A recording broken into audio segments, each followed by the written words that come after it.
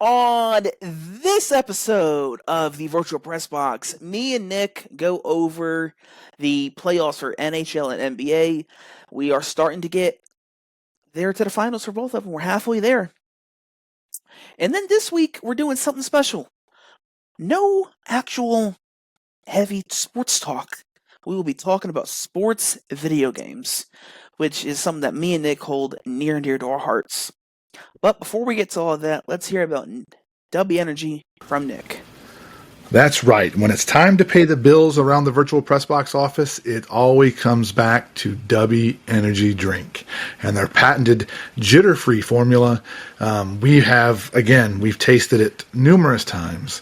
They have so many different flavors to choose from. My personal favorite is the Tiger's Blood, but again, find your own. That's what W Energy is all about, finding what works for you. No matter what flavor you go with, if you do a trial pack, they come with their own shaker cup. But when you get to checkout, the main thing is use our discount code to get 10% off. That's VPB2023. That's for the Virtual Press Box, and you will not be disappointed.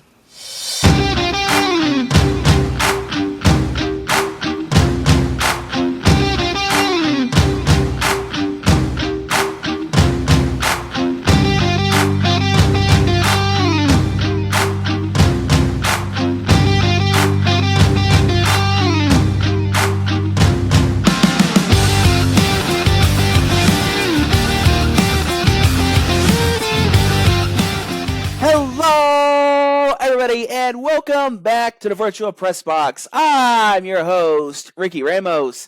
And as always, I am joined by Nick Berry. Nick, how are you doing today? Doing pretty good, man. I was standing on the edge of a cliff sports-wise last week and feeling good after tonight. The Cubs are back on the flying the W again, so things are looking pretty good right now. What about you? How was your week been? Well, I bragged about the Mets being back the last 2 weeks. I think we proceeded to lose, 6 straight.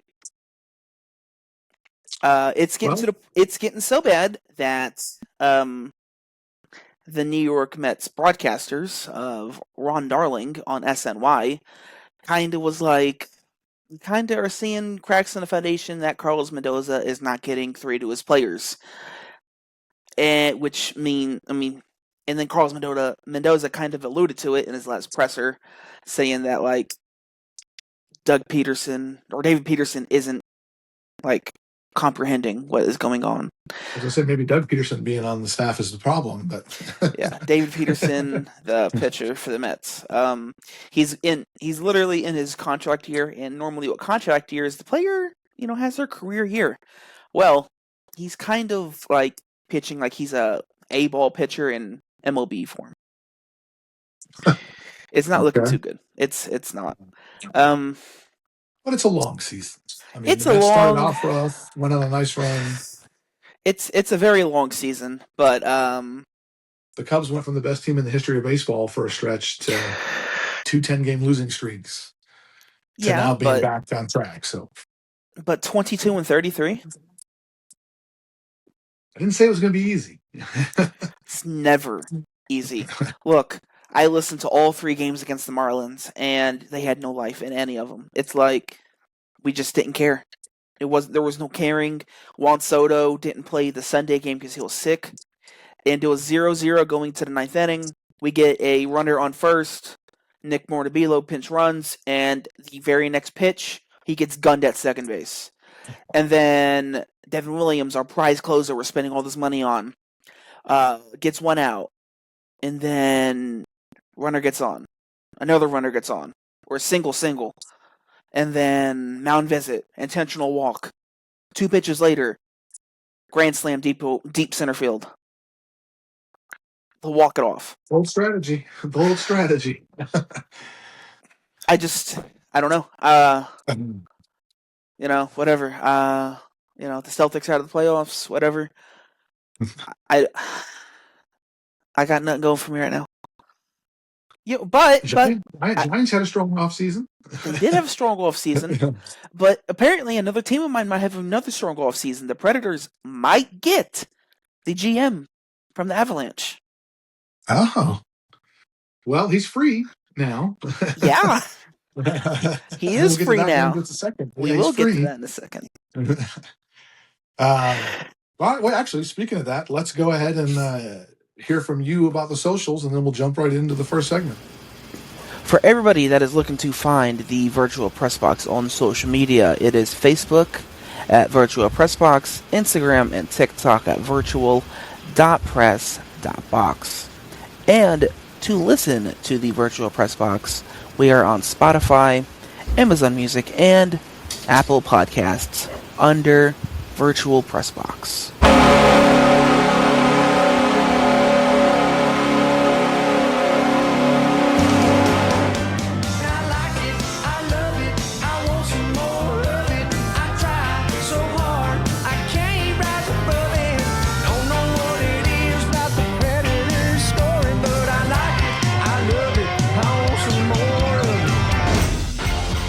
All right, and that godforsaken song, that horrible horn, means No, it's time sir. for the first segment of the show. Yes. As we just alluded to a few seconds ago, NHL playoffs, Colorado Avalanche, their GM is free to pursue other options because his team has been eliminated as of last night.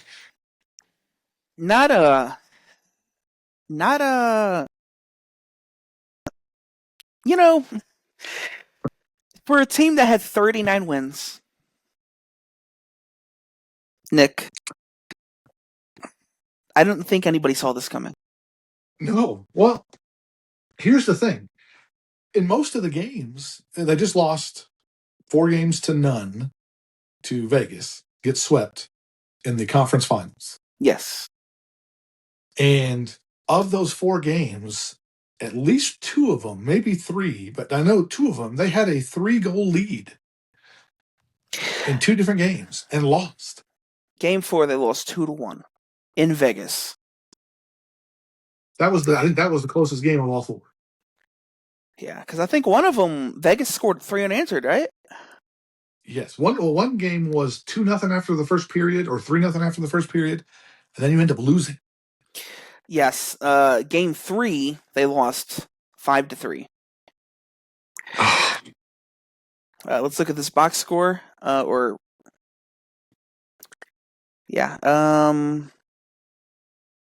Anyways, and then we'll look at game 2, which was played on the 22nd. They lost 3-1. And then game 1, they lost 4-2. Yeah. That's the game they were up 2-0 after the first period. Yeah. Lost 4-2. Yeah. So Vegas moves on. They're waiting the winner of Carolina Montreal right now with Carolina has a 2-1 lead, and we are just finishing this, or actually finished the second period. We're in the intermission. Carolina's up 3-0. Yes. And that 3-0, as we were talking about in the pre-show, was under 3 minutes into the game. They were already at 3-0. Yeah, it was at the end of the first period. End of the first period, they scored 3 goals. Yeah, that's what it was, yeah. Yeah, which is just crazy. Just bam, bam, bam. In Montreal. In Canada, yeah. In Canada. Which is just not crazy. Not looking good for Canada's chances of winning the Cup again this year. So. No, it's not. So it could have Vegas and Carolina, 2 hockey hotbeds. Yeah. Who would have thought, huh? Not the traditional cities that you normally get with pro hockey. But hey, I mean, all Vegas has done since they've been in the league is compete. I mean, every single year they compete. And Carolina, I don't know what they're doing down there, but man, they've become a modern day hockey dynasty, it seems, in the NHL. Yeah. I mean, look, I'll say it again. That's the best team I've seen play the Preds this year. They just handed them. It was between them and Tampa Bay. Tampa Bay was the first game I saw in person this season, and Tampa. It was like Tampa got a 1-goal lead, and then immediately pulled the goalie, and they just blitzkrieged them and scored immediately. But yeah, Carolina's just looking crazy. I think the 2 sports. We talk about football a lot. Obviously, we're big baseball fans. Momentum in football and baseball is different because it's such a team-based thing, and it's especially football, there's so many time down between plays. Baseball, obviously, there's so many time down between pitches and stuff. momentum is a weird thing. You can have a pitcher that gets on a weird run, or he loses it, or can't control loses his control, or a quarterback that couldn't hit the balls out of a barn, or whatever. But momentum is a legitimate thing in basketball and hockey. You get on a run, and all of a sudden, or your goalie gets the yips, or you can't miss a shot, or whatever, and suddenly you can't be stopped. Like you said, end of the first period, bam, bam, bam, 3 goals. Like that's scoring a goal in hockey is not easy. No, not at all. But speaking of getting on runs, New York Knicks. Oh, They were down 2 games to Atlanta. Haven't lost a game since. That's 10 games in a row. Wait. Yeah, 10 games. and another season of what could have been for James Harden.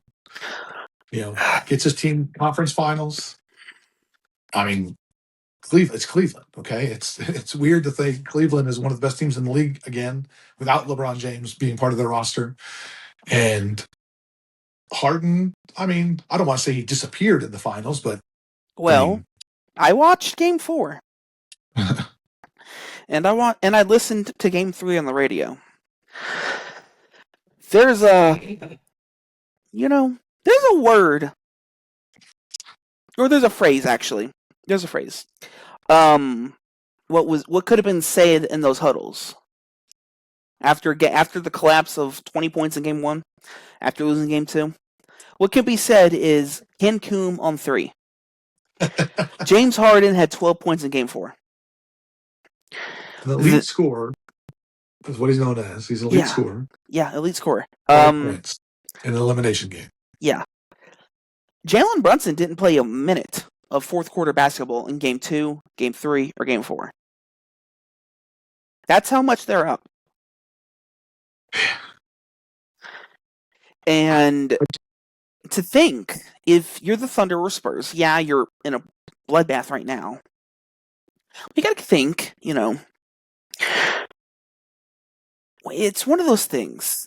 Whoever wins this series is going to get home court advantage, but in the West between the Spurs and Thunder, because best record gets home field or home court. Oh. Game 3, Game 4, and what? Game 6, right? Yeah, 3, 4, and 6. They're gonna want to hope that they don't see Game 6 in Madison Square Garden. In the Garden, yeah. Bad enough that Game 3 and Game 4 is going to be in the Garden. It's going to be. Go ahead. Not to mention, like you said, these two teams are beating the hell out of each other right now, and the Knicks are just resting up. Yeah. That's all they're doing right now. And especially since go ahead. Especially since, you're playing basketball ever since, mid-October. You'll take any rest you can get. Oh yeah, your legs are dead. Yeah. No, like I threw it to you in Griff Diddy last week. So what is James Harden's legacy? How did this season, this playoff run specifically, help or hurt his legacy? Well, the Cavs traded off a point guard, I think 10 years younger than James Harden, Darius Garland, who was never healthy. He does not stay healthy, and he cannot really play lick of defense, for James Harden to be the point guard of the team. James Harden is a good facilitator now. He's really changed his game ever since he went to Brooklyn. And the thing, though, is that I don't know what he does anymore. I really don't. Because sometimes he'll be like, oh my god, look how he's distributing the ball to Jared Allen or Evan Mobley, making him show up. Well, that's cool in the regular season when you're playing like the Jazz or the Wizards or the Grizzlies. I could go on and on. We had 9 teams essentially quit this year. And then, sometimes in the regular season, some guys just don't care. Just a matter of that. Funny thing is, quick side note, while you were saying that, you were talking about he changed his game when he went to Brooklyn. First thought that popped in my head for whatever reason was, is Brooklyn the Arizona Cardinals of the NBA? Like, it's just like people kind of it's like, oh yeah, they do have a team. Like, they are there. Like, they don't do anything ever. Yeah. They're never the worst team. but they're never the best. They're never good. Or every once in a while they'll jump up and have a run, but they just fade back into oblivion or mediocrity, I guess. Yeah. Well, that's what happens whenever you have owners move from New Jersey to New York and declare that this is your city. So, how much does the NBA have to be loving right now that the New York Knicks are in the NBA Finals? Oh, dude, it's one of the best things ever.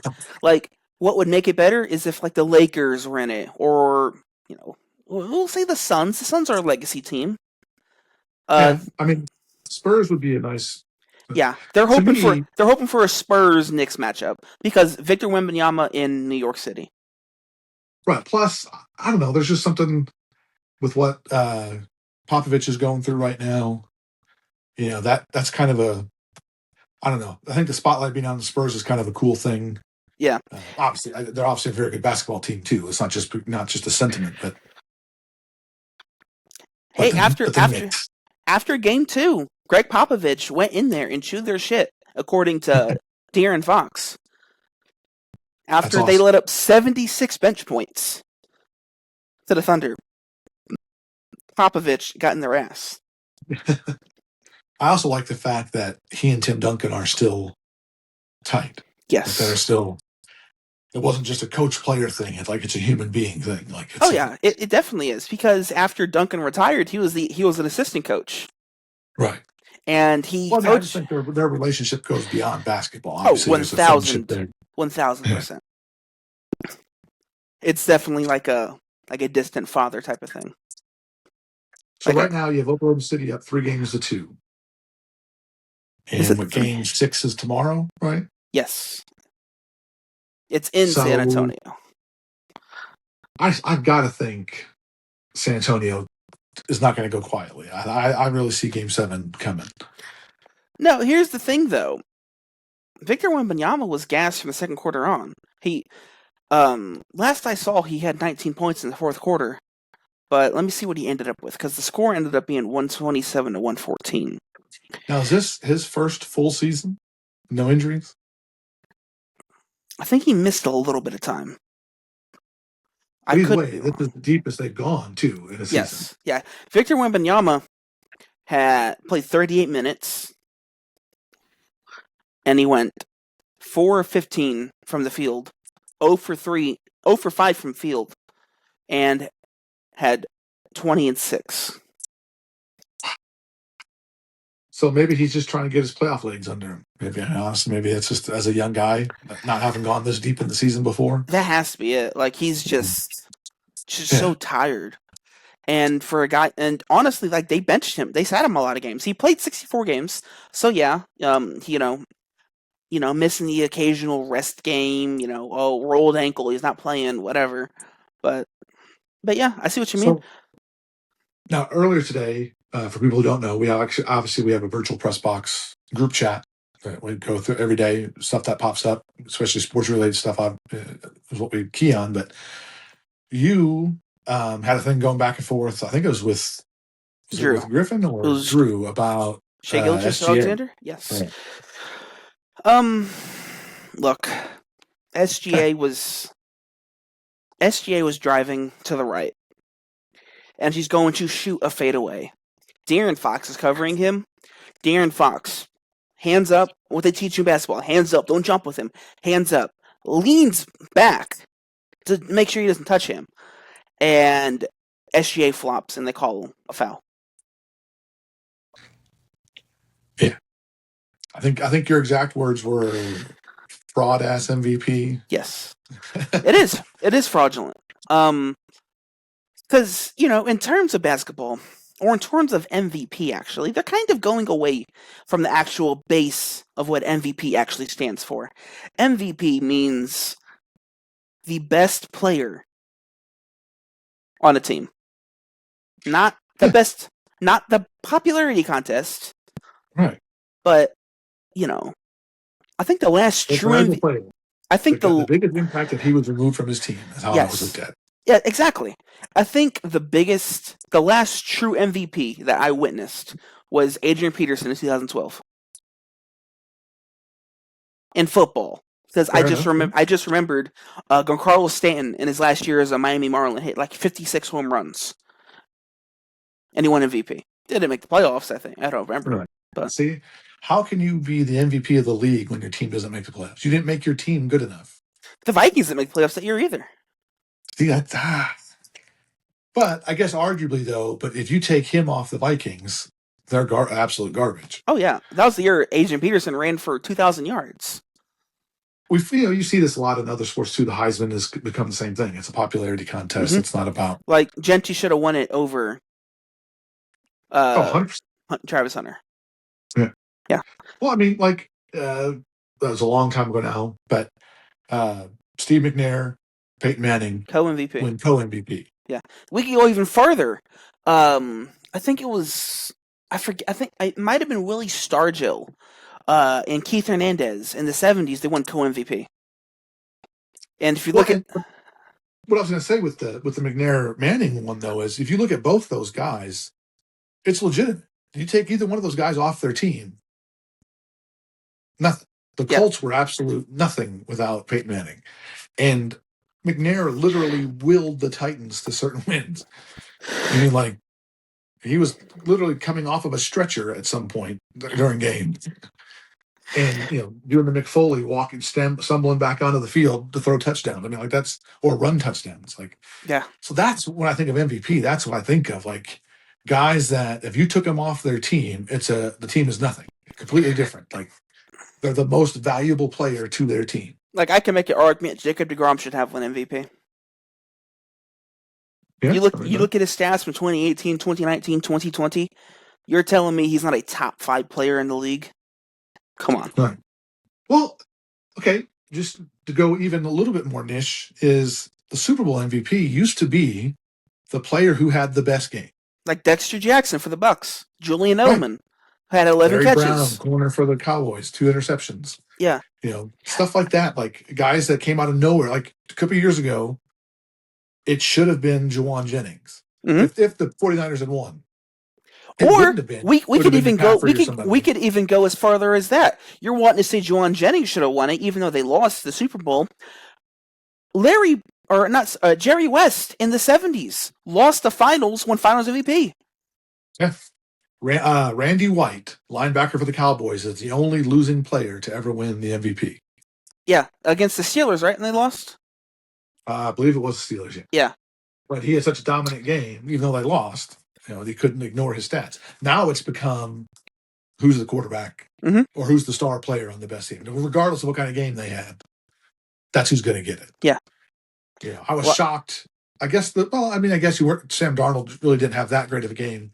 I was shocked when they gave it to Kenneth Walker because he's the one that deserved it. Like he literally put the offense on his back. Now you could have probably went with a defensive player too, but that's even harder to get now. Oh yeah, no doubt. But so SGA, fraudulent MVP in the NBA, stats are a little padded with the free throws and things like that. His free throws are, if I remember a stat I saw during the season, he's shooting more free throws in the percentage than James Harden did in James Harden's MVP run. So, but with your gut, 2 games left tomorrow and then this weekend, if it goes to 7, who's facing the Knicks? Who are we getting in the finals? It depends if Scott Foster is officiating tomorrow. Okay. Do you know Scott Foster's nickname in the playoffs as an official? The Extender. The Buffalo Wild Wings commercial where people are ready to go. Yeah. Okay. Yeah. Well, obviously, I think the NBA would love it to go 7. No doubt. But I don't know. I don't think the Spurs are done. I think it's going 7. I think it is. I think it's going 7 for sure. Once it gets to 7, who knows? Yeah. I mean, anything can happen in a game 7. But anything, yeah, literally. It's literally. Like I told you in the pre-show stuff, I have nothing against Oklahoma City. I don't care one way or the other. I'm just ready for something a little different. Obviously, the Knicks being in there is a very cool thing. I didn't realize till we had talked a couple weeks ago about how long it had been since the Knicks had won a title. The Knicks' 2 titles are in 70 and in 73. Sorry about that. I just kicked my water all over the floor. For a team that's literally one of the cornerstone pillar franchises of the NBA, for it to have been that long since they've hoisted the trophy is kind of crazy. Yeah, but you just got to look at the awful front office moves that they had since then. You look at Patrick Ewing's tenure. Patrick Ewing didn't have a second star. He never had any help. Yeah, the closest thing was Starks. Yeah, and then Latrell Sprewell, which they traded Starks for. And then Sprewell's first year there, Ewing blows his Achilles. And then that's when they go to the 8th seed and play the Spurs in the finals in '99. He did have the Oak Man. He had Charles Oakley. No, come on. Come on. Don't give me that. Who else can you say? Marcus Camby? Stop it. He had Spike Lee on the sidelines. Oh, yeah. Yeah. Well, some of the problem with the Knicks, too, was that when they were good, it was at the same time that the NBA was kind of at its peak as far as consistency-wise. You had the Celtics that were good. You obviously had the Bulls. You had the Trailblazers. You had the Rockets. You had the Pistons. You even had the young Magic with Hardaway and Shaq. You had the Lakers. Lakers are always lingering. Yes. So that just kind of, it was bad timing for them. It just seemed like they could never sync up right. Or actually, even Indiana was really good. Utah, with Karl Malone and Stockton. Miami, with they had Tim Hardaway and Alonzo. Yeah. So there's I'm glad the Knicks are there. I'm would like to see them win again. Really don't care if Oklahoma City one way or the other. And San Antonio would just be a cool story, just because I know if they get there, there's going to be more talk about Popovich and what he's going through, and I just think that's a cool story. Yeah, it's a cool way Popovich is just true sports royalty. Well, and he's just that guy that you hated him as an opposing coach, but you respected him so much. Oh yeah, 100%. So, oh wait, talking about respect, I think I can hear it. It's warming up. Hold on.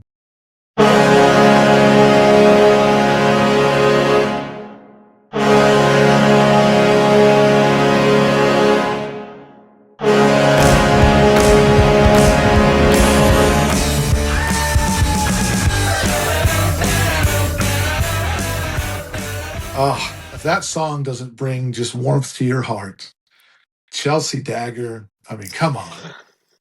And one of the OGs of horns, doesn't get much better than that barn up in Chicago. Let me just tell you. So I don't know. I'm pretty fond of Bridgestone.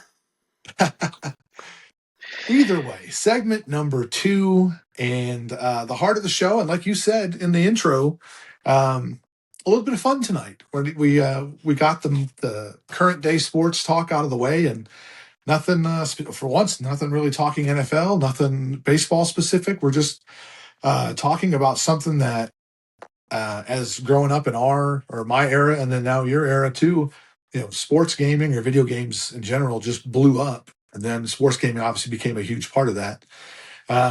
So just a discussion of sports gaming and video gaming specifically, and just again how awesome it is, how you can continue that rivalry, how you can jump in and be part of the team, so to speak.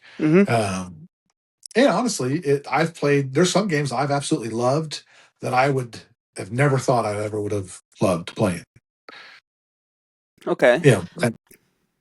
Or watched. Like I would never watch soccer on TV, but playing FIFA, EA Sports FIFA, is a fantastically fun experience. It is fun. Now there is one sports game I did try a few years ago. It was a tennis game. It was whatever company makes it. It was the free game of the month with PlayStation Plus, and it was like 20 whatever tennis, and I was like, you know what, I'm gonna give it a try. My God, it sucks.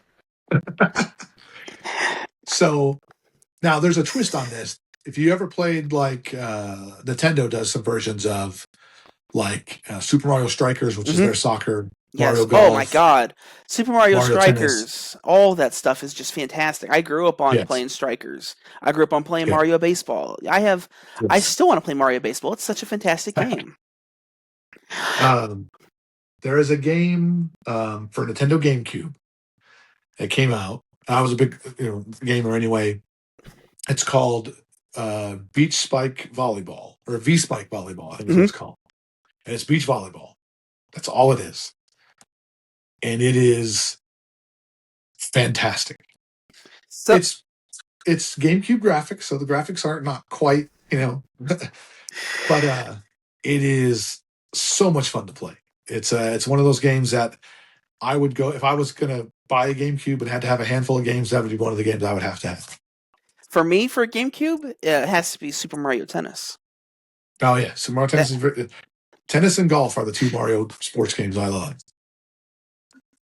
And actually, on my Switch, I have Mario Golf because there's no way I was not gonna have yeah. it. But yeah, but tennis also. Again, I never would have played a tennis game ever, but Mario Tennis just because it's fun. I mean, Yeah. it's fun.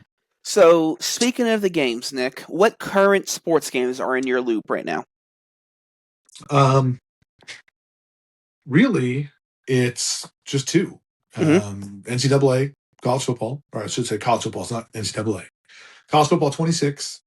Play it literally almost every day on my lunch break at work. Online Dynasty with some friends.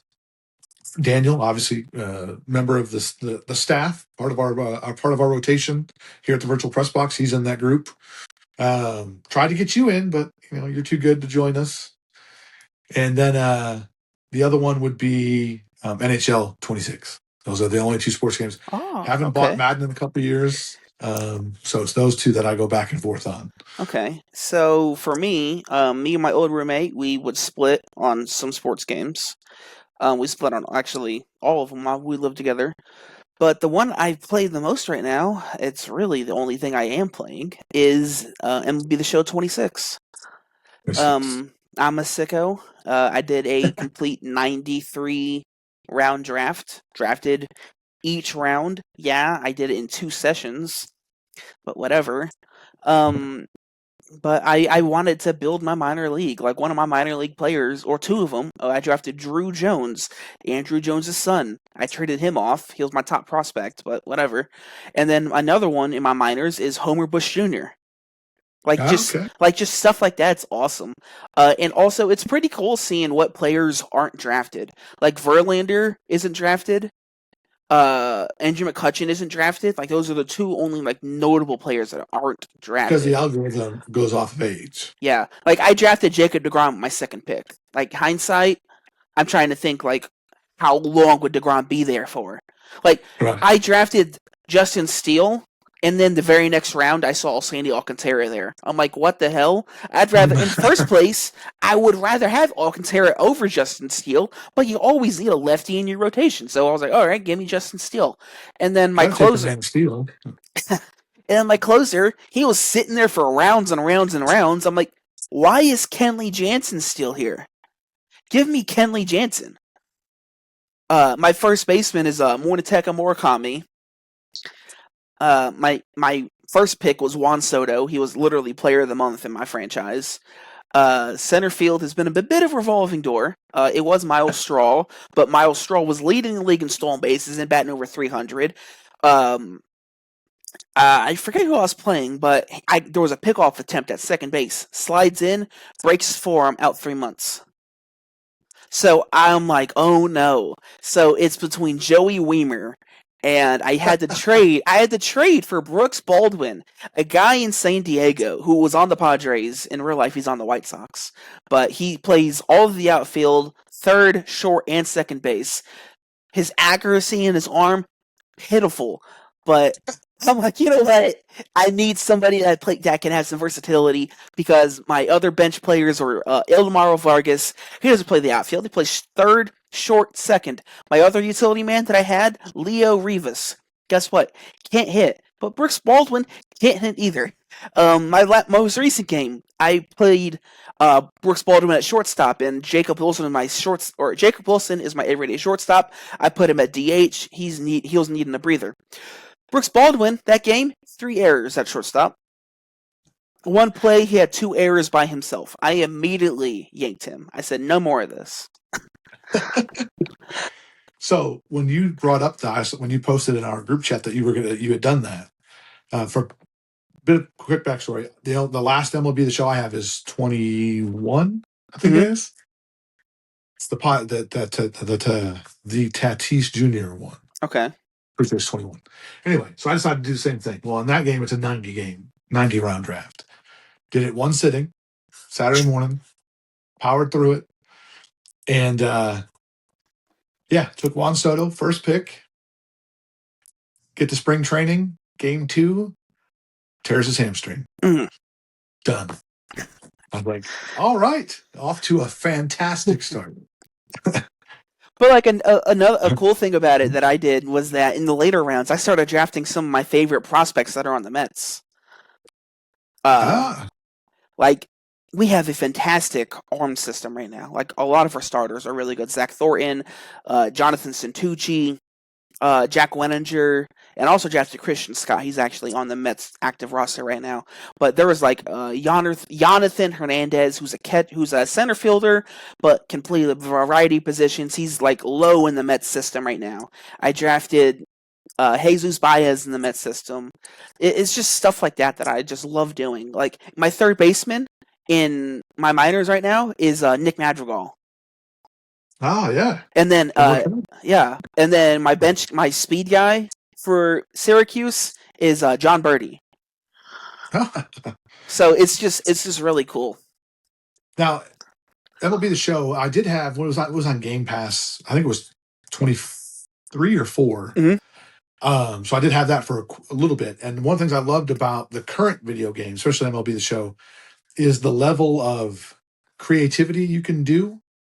For people who don't know, like people have recreated stadiums from all around the world. My favorite, obviously, is the Sound Stadium. First Horizon.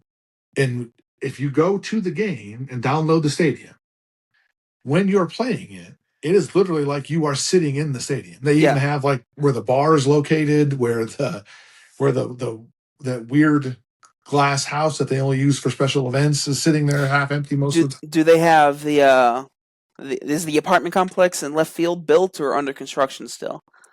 When I played it, they had construction going on in the back. Okay, that's cool. Cool. That's really cool. This year's for the World Baseball Classic, they added 2 stadiums. They added the Tokyo Dome and they added the stadium in San Juan, Puerto Rico. And I most recently played a game against a buddy of mine in the Tokyo Dome, and it's pretty cool to play there. But of course, it's like all like World Baseball Classic branded, but like it's still pretty sweet. Well, see, that's one of the things I did, like college football, for example. You can create a team. The create a team is actually very nice, very good, the way it's set up. And they have, like, you can create a stadium, but it's very generic. Yeah. You can't put any branding all over it. Or you can use a current stadium. Like, let's say I wanted to, build Central Tennessee State, and I wanted to use Illinois Stadium. But the problem is it's going to have Illinois stuff all over it. So it's like, or you can use a generic stadium, but there's only like 3 generic stadiums to pick from. So what? That's an issue I run into on Madden 2 in case I ever want to do expansion or relocate somebody. What happened to it? Like it stopped in Madden 11. There was a span. So used to have a great. Yes, they had enough. They gave you 64 logos. Because with that you would have a main logo and a secondary logo. And you can literally customize everything from, do you want turf or grass? What is the concourse going to look like? Are there going to be statues of your logo there? Do you want a dome? Do you want a partial dome? Do you want a retractable roof? Do you want no dome? What colors do you want the seats? What do you want to nickname your fan section? Yes. I 100% believe the restrictions on creativity with Madden are 100% because of the NFL. And the reason I say that is EA Sports also does NHL, also does the NBA. And no, both they don't those do NBA. games, not anymore. They did it. They used to do NBA. Yeah, but they do NHL and they used to do NBA. The NBA version they used to do and the current NHL version, you can customize anything. When you're creating a team in hockey, not only can you customize every part of the uniform, every part of the stadium, down to the color of the bottom of the seats. Bottom of the seats? you customize the top of the seat color, the Yeah. bottom seats, the stripes on the walkways up at the stadium, the Oh. railing colors. Oh wow. Yes. I haven't fooled The with color of the smoke that blows out when the team comes out. that's What they awesome. skate through when they come Yeah. out of the locker room.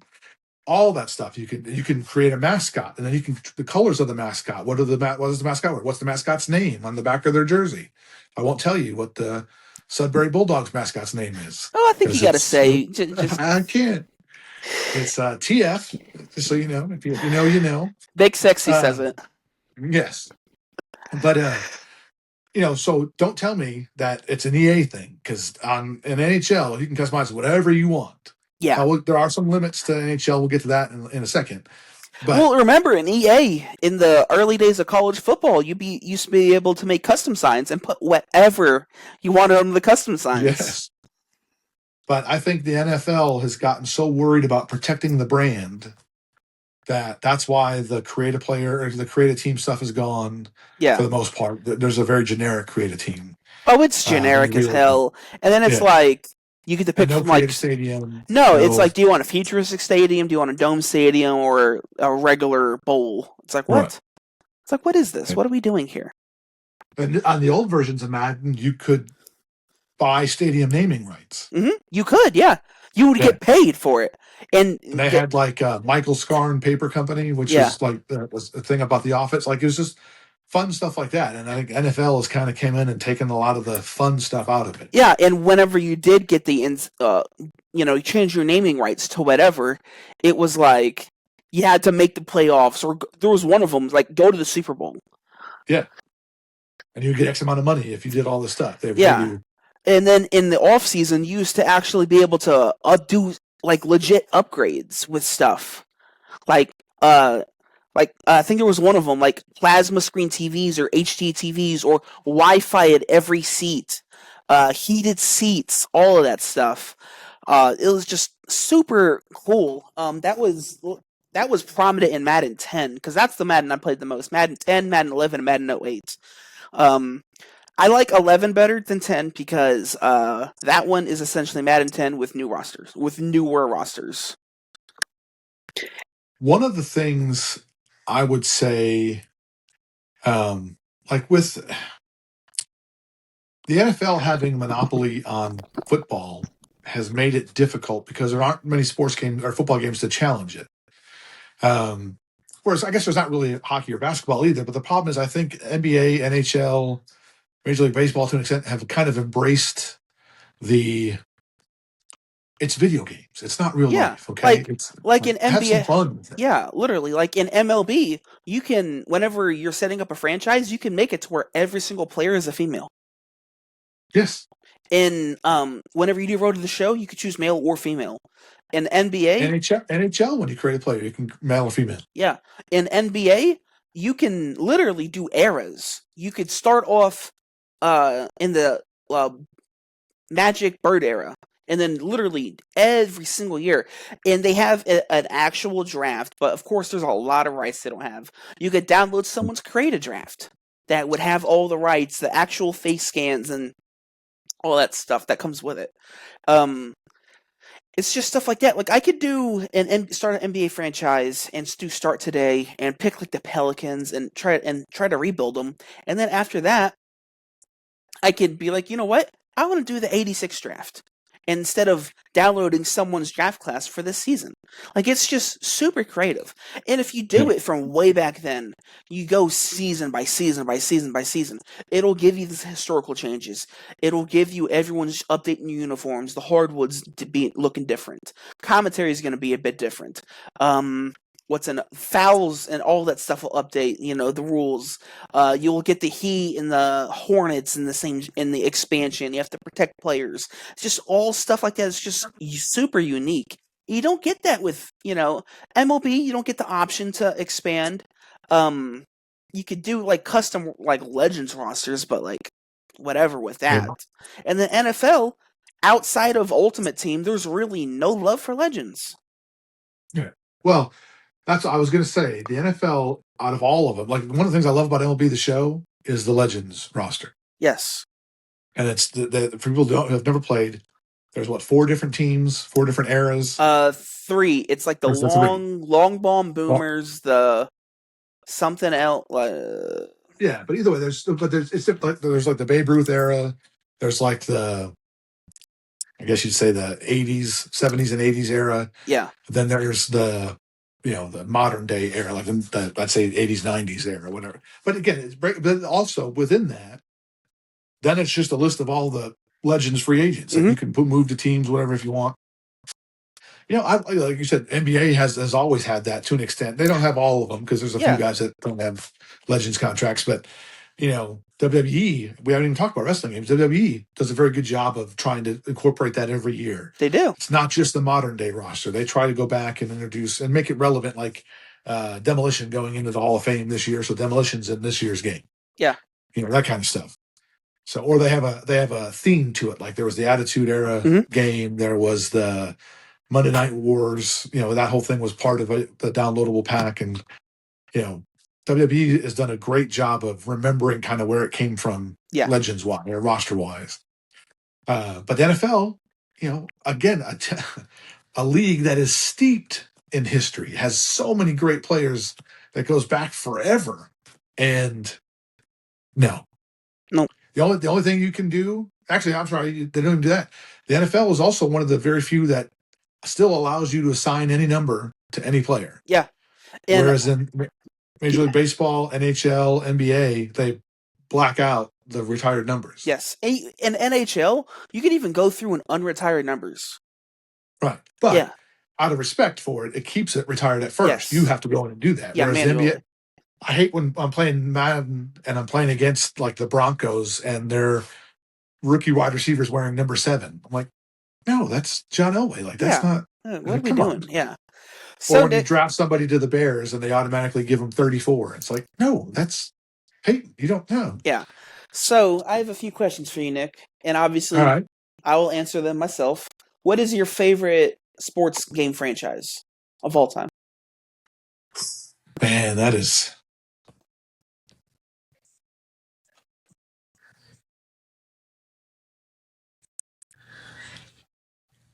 Well, I mean, the one I've played the most has probably been Madden. Okay. So probably the one I'll say, but the one I've had the most. See, that's so hard. So I'm gonna say Madden. Okay. So for me, what about you? So for me, I'll cover it for 2 sports. For baseball and football, I grew up on the ESPN series, ESPN 2K. NFL. We go. No. I knew this is coming. Don't give me that. I seriously think you put together this show just so you could talk about ESPN NFL 2K. Nick, the ability to talk somebody out of retirement? Come on. Yeah. My dad had a Titans franchise where he drafted Emmitt Smith as his backup running back, and this was based in 2004.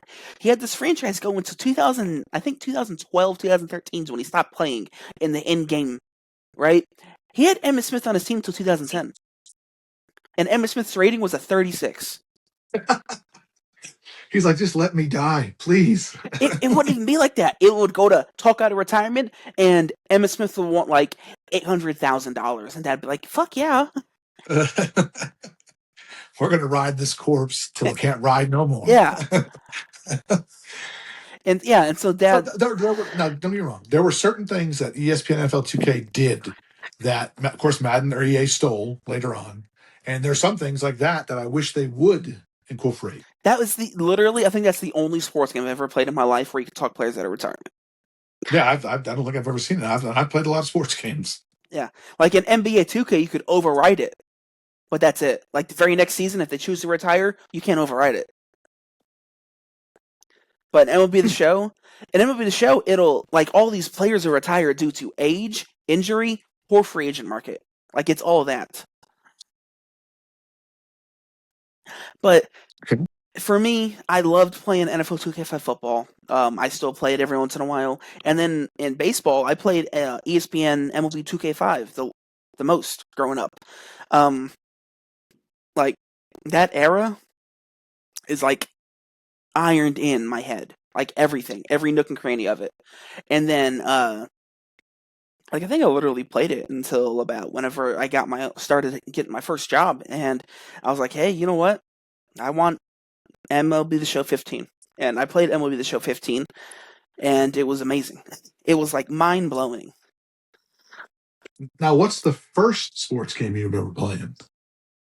First sports game, ESPN, ESPN MLB 2K5. Okay. It's between that and Mike Piazza's Strike Zone for 64. Oh, wow. Okay. Yeah. And then another niche game I'll go back to every once in a while is MLB All Stars, MLB 2001 All Stars for 64, with Derek Jeter on the cover. Okay. Yeah. Not bad. Not bad. For me, the first sports game I remember playing was original Nintendo NES Pro Wrestling. Okay. Which is still one of the greatest sports video games ever made. Graphically, of course, it's NES, so it's nothing compared to what they have now. But just the fact that you were wrestling, it was pro wrestling, Giant Panther, Starman, the Amazon, Fighter Hayabushi. I mean, like just King Slender, which is Ric Flair, essentially, is what he was. It was just a fantastic game. Okay. But, and then right next to that would have been Tecmo Bowl. I mean, come on. I played a lot of Tecmo Super Bowl growing up. Yes. I loved it. Funny side note, Tecmo Super Bowl is where I got my love for stat keeping on video games. Okay, yeah. Me and my brother and our two cousins would get together all summer long at my grandparents' house in Indiana.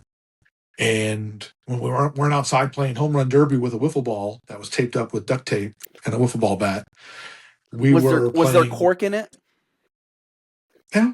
No, there's no cork. We loaded it with duct tape. That made it heavier, so it would carry. Okay.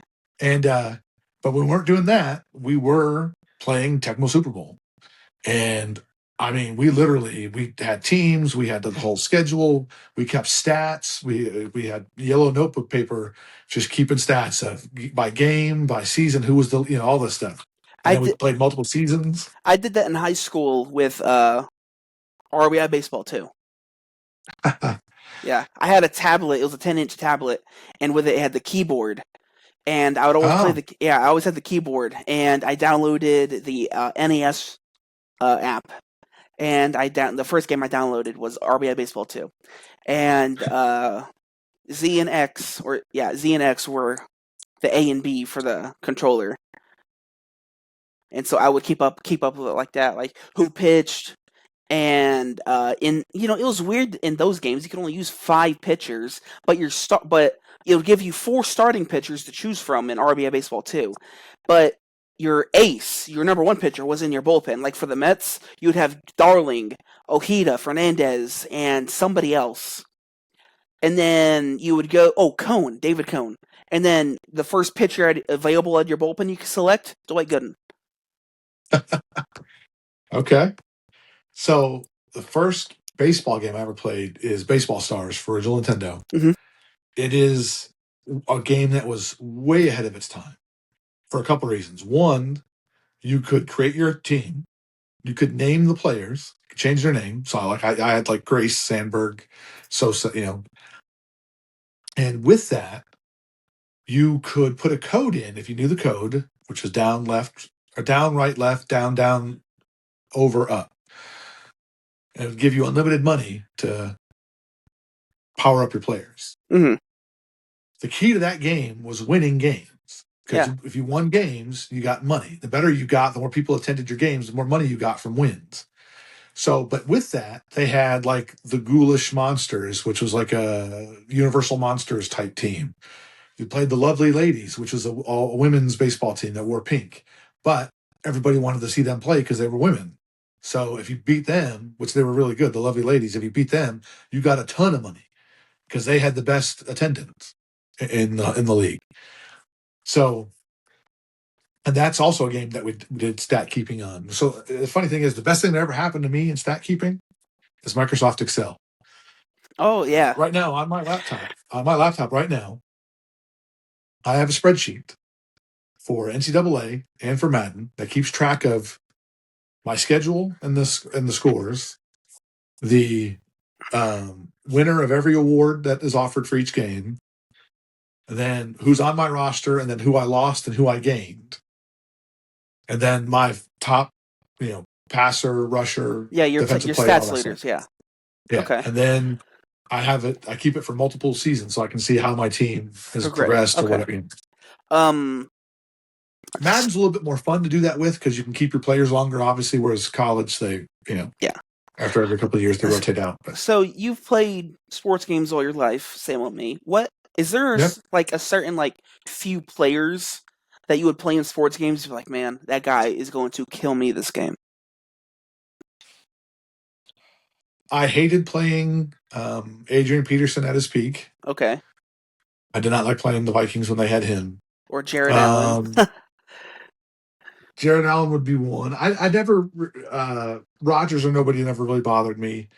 Let me think. Well, right now, I can tell you right now, I hate every single member of the Anaheim Ducks. It does not matter what I do in NHL 26. If I'm playing the Ducks, I cannot stop them Okay. for whatever reason. All right. It defies logic because they're not even the best team that I've played. But yeah, I don't know why how they have my number, but You're going to West Coast. That's it. West Coast. I guess so. But what about you? Who's your kryptonite? So for me, growing up on ESPN MLB baseball was Albert Pujols.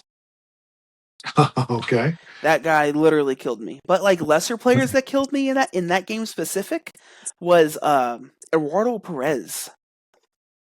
Because for some reason he had like it would be like contact against lefties, contact against righties, power against lefties, power against righties.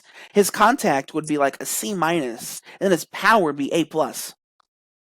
And so like last season I fully did was like 2019, and I looked at it. I led the league. I had the least amount of runs led up in the league, but I looked at home runs. I led up the most home runs in the league by like 25. So like that game was like incredibly skewed with like you letting up home runs. It's just weird. Like I remember specifically I played a game. Eduardo Perez was on the Mariners, and I forget who's pitching. It was my ace. I forget who my ace was at the time, but yeah. So I played that game, and I was like, Eduardo Perez, what the fuck ever, And he ends up hitting a 2-run shot early in the game, and then his next at bat hits a solo shot, and then his next at bat hits another home run. So I'm like, what the hell? So his fourth appearance, guess what? He's wearing one. Like that's a rule for me. If you hit multiple home runs off of me, like you're wearing one. Not if you hit one, that's fine, whatever. But yeah. Version of the goon right there. Of what? Of the goon. Dirty, just dirty play. Whatever.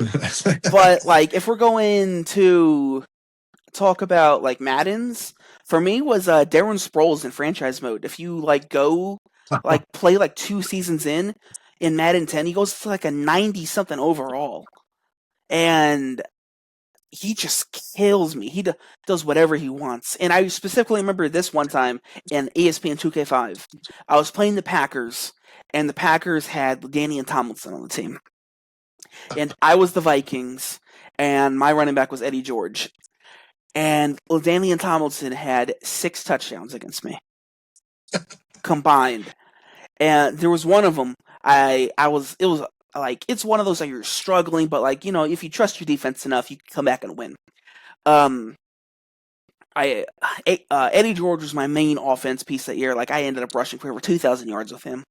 And like my quarterback was like Jeff Blake. Like it was just a fucking weird hodgepodge of players. Jeff Blake. Oh my god. Yeah. And like my number one wideout was Antonio Freeman. Okay. Yeah. One of the greatest catches in NFL history against the Vikings. So I'm just struggling against the Packers, and I bring it down to a 1-score game. I punt it, and they're on their 2-yard line. Adrian Peterson hands off, 98-yard rush. And I'm like, all right, whatever. And then at this point, you're just playing to get the game over with, He gets a 60-something yard rush off of me, a 40-something yard receiving touchdown off of me. It's just like, he had like over 300 all-purpose yards against me. And I'm like, I'm done. I hate it. I hate it here. So I just had a game like that happen today on my lunch break. NCAA 26. I'm doing offline dynasty as Illinois on All American. So I'm not playing Heisman. Screw that. That's ridiculous. I'll do All American. Yeah. And I'm undefeated. I think I'm 4-0. Undefeated Illinois, number 6, because I started the season number 10, if you remember. So I moved up to number 6 now. I'm playing one loss Indiana, who's number 18 in the country. And the first drive of the game, Fernando Mendoza, 4 plays, touchdown. Quarterback sneak, like 17-yard quarterback sneak touchdown. It's like, well, it gets better. Okay. I end up winning the game 49-42. Jesus. Mendoza throws 5 touchdowns and runs for a touchdown. It's I was like I couldn't stop him. He had 476 yards passing. Yeah. I was like, this is ridiculous. Yeah, ridiculous. Like for me, whenever I would play like Madden 8 or anything during that time period, and I would play Peyton Manning, and I didn't put the passing cone because I hated the accuracy passing cone. But it would be like, I would play on PS2. Madden 09 was when I played on PS2 a lot, and Peyton Manning would just audible and dot me up, and I'm like, okay, whatever. And I would go to play Madden 10 on the 360, and Peyton Manning would literally audible everything and dot me up. I'm like, there's nothing I could do against this. There's nothing. It wasn't so bad with Brady, but Brady, if you're winning in Madden on like All Madden or All Pro, I don't play on All Madden. I play All Pro, sliders adjusted. That's how I play on Madden. That's when it's the best. And so I remember specifically, I was the Jets once. I did a franchise with the Jets. And Tom Brady was my division, obviously. And, man, it was a bloodbath anytime I played him. Because this man would just kill me. He would throw for over 300 yards, no picks, 6 touchdowns. I'm like, whatever. So, kind of in that same vein, but a slightly different flavor to it. Is there a player that, and it could be whichever game, doesn't matter, that you was traditionally not on your team, but you had to find a way to get him to your team? Oh, yes. This is actually going to be something I asked you. I have 2, but go ahead. Okay. So, growing up, not so much. I would always try to make sure David Wright was on the team, but, I always played as the Mets, so that wasn't an issue. But I was enthralled with Pat Neshek. Now, Nick, if you can, look up Pat Neshek's pitching motion. He's in the stretch. He's wide. He gets ready to pitch. He goes to throw. His foot goes back outwards. Like, he brings it in, kicks it out, and he throws submarine. Okay. And I'm like, this is beautiful. Because growing up, I loved Chad Bradford. And Pat Neshek, I'm like, oh my god, like, this guy is amazing. So anytime I play MLB The Show 15, Pat Neshek is like my rubber arm in my bullpen. Okay. Not bad. Yeah. And I always make sure in like MLB 2K5 to get like Eric Young, Joe McEwing, or Jose Offerman, because I grew up wanting to be a utility player in baseball, and those guys were utility players. So I have a couple. Okay. And as we talked about this, I want to expand a little bit more. So NFL, the 2 main ones are of the Madden era that I played most, but there was one when Madden first started allowing you to do free agency, which people are going to think, well, that's weird. Free agency's been a part of football forever. No, it hasn't. Free agency didn't start in the NFL till the 90s. Yes. And more importantly, in video games, it didn't start till way later than that. You just had the roster you had, and that was it. If guys got hurt, you brought your backup in. That was just the way it worked. There was no free agency. That's all you had. So the first time that Madden allowed you to do free agency happened to coincide with the tail end of this Hall of Fame quarterback's career, and I absolutely loved him. I have numerous cards of his and collectibles of his, and I had to bring him very far north from where he normally is played, to the city of Chicago, and that is Dan Marino. Oh So wow. seeing number 13 in the navy blue and orange, Marino, and that's also at the time that was when Chicago was very quarterback starved.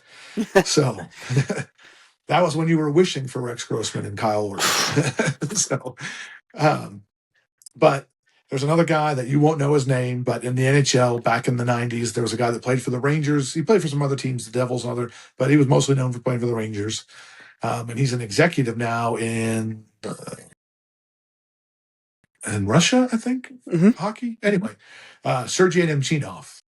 Absolutely loved him. I actually had to have him on my team whenever I got. Actually, in my NHL dynasty or franchise, whatever you want to call it now, that's my general manager's name is Sergei Nemchinov. Oh, nice. So, yeah.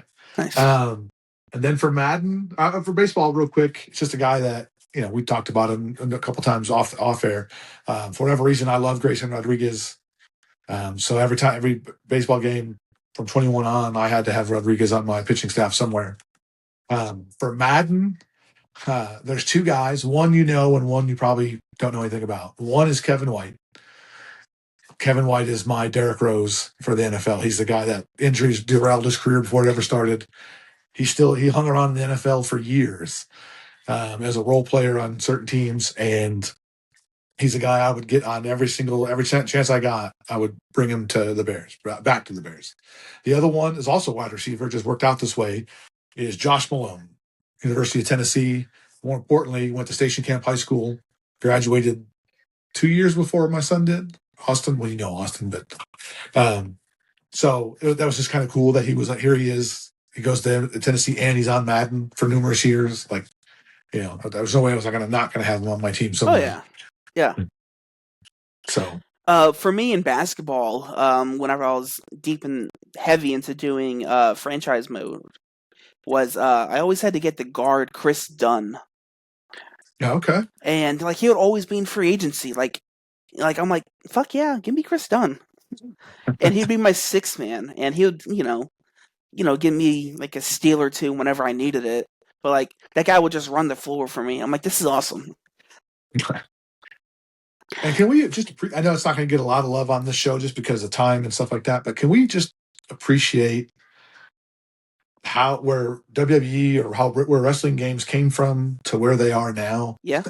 What's your favorite wrestling game? What's your favorite WWE wrestling game? Oh, man. So if you could go WWE wrestling game or WWF wrestling game,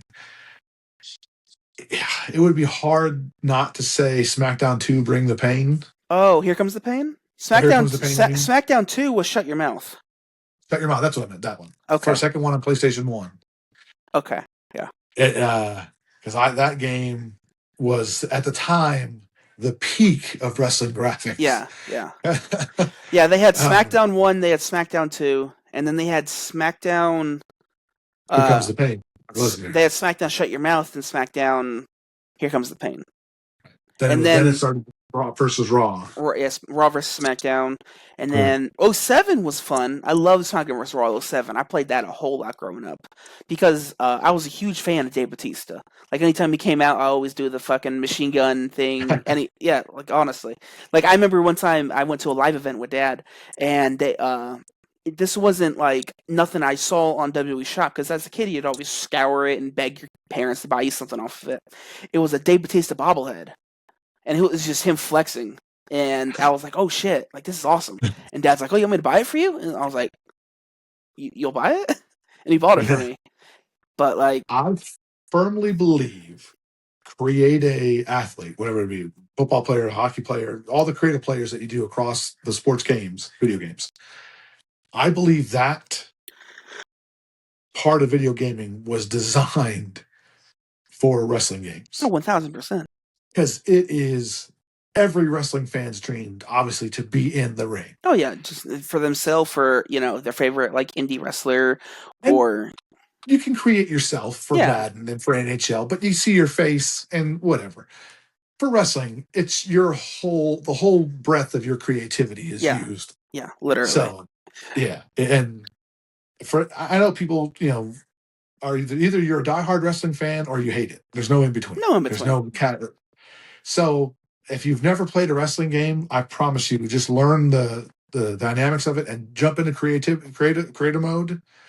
I'm not even talking about the creative arena, create your own pay-per-views, create your own shows. I mean, then create the wrestlers. And I mean, it's create your own stables. And then, like, I still remember one of the SmackDowns, you could load music through the memory card in Oh. PlayStation 2. Oh, wow. Nice.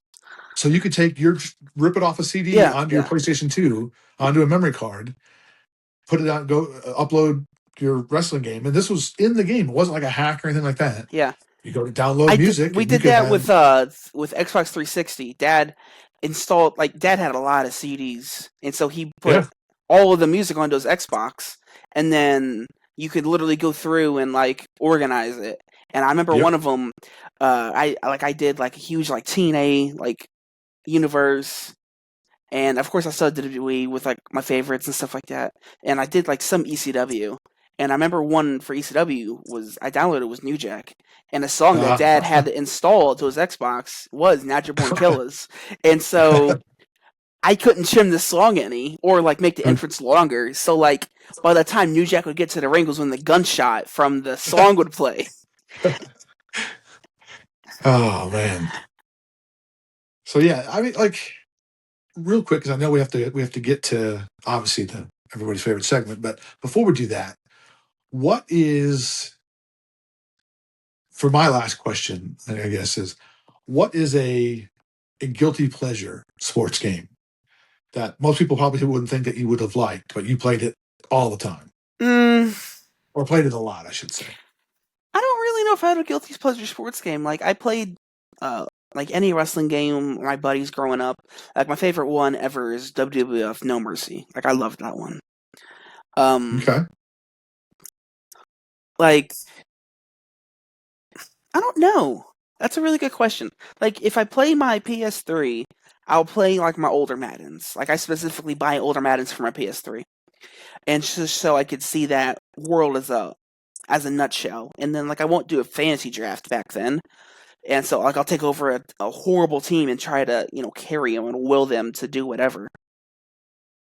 Like now I'm playing NBA 14 on my PS4. That's the one with LeBron James on the cover. The first time he was on the cover. But Right. I don't know if I have like a guilty pleasure. I would say my guilty pleasure for sports games is that I get more enjoyment out of older sports games than I do current ones.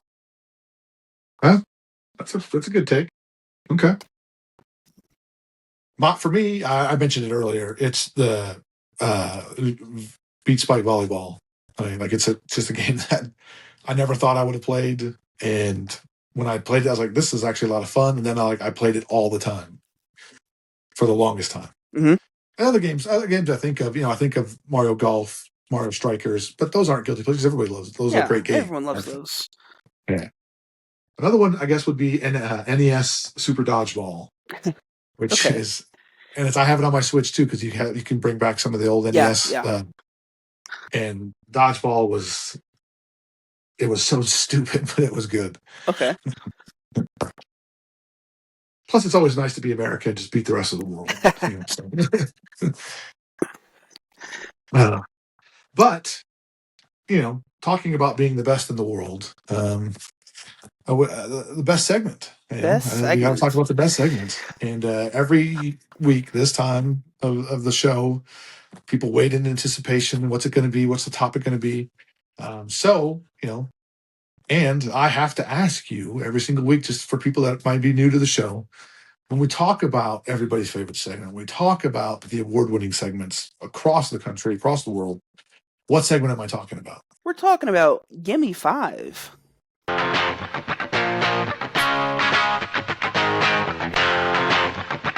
Self-high five.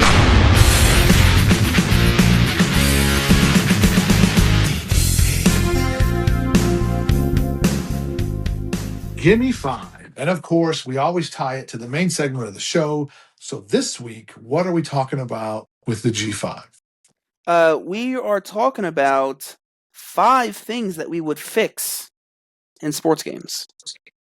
Yes.